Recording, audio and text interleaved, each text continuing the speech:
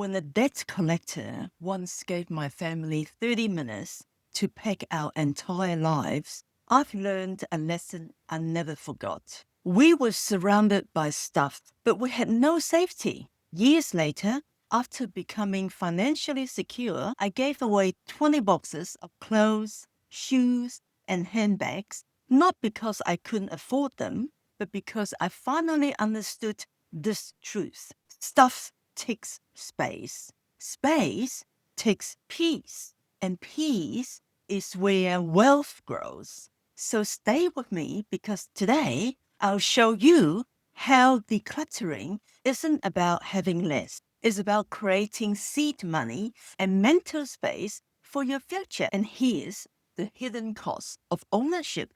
We are taught that more is better. More clothes, more gadgets.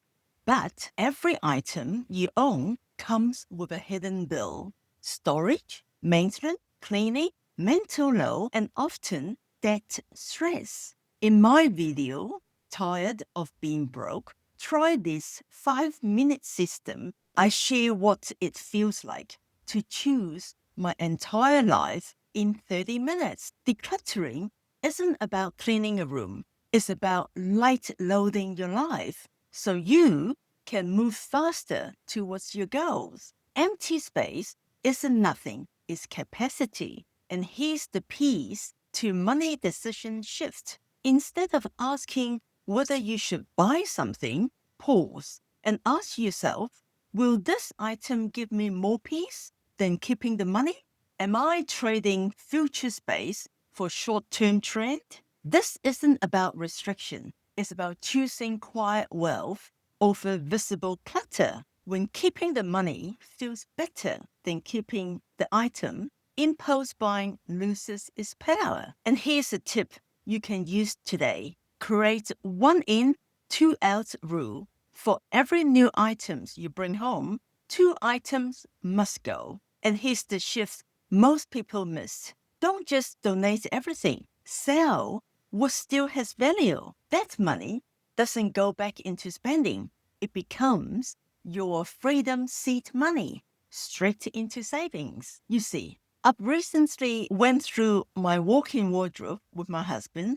We cleared 20 boxes. Shoes, handbags, clothes I once loved but no longer needed, even free items that were costing me space in my financial home. The moment those boxes left, something unexpected happened. The house felt quieter. My mind felt lighter. My spending slowed down. When your environment simplifies, your financial path becomes clearer, less distraction, and more intention. So turn declutter into momentum. Open your future millionaire tracker. Don't just track spending, track your wins as well. And here's how you make this stick.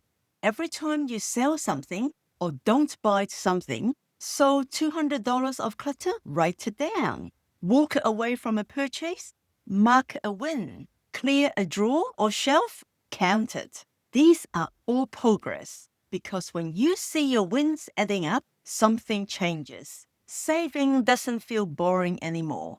It feels like winning. And when it feels like winning, you want to keep going. You see, decluttering your home is the first step to decluttering your money. When you remove physical clutter, you remove emotional spending triggers. You stop buying for comfort and start building for security. This isn't about impressing anyone. It's about creating a life that feels calm, solid, and free. See that red subscribe button in the corner? Hit that if you want more peace, clarity, and smarter money habits.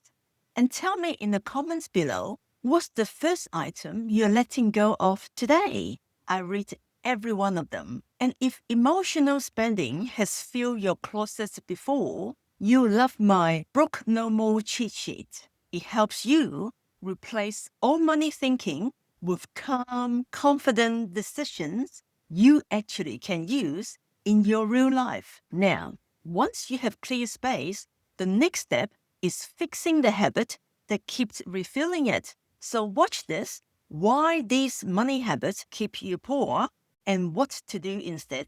That video shows you the everyday money habit that quietly undo progress and how to stop them. So go watch that now, and I'll see you over there.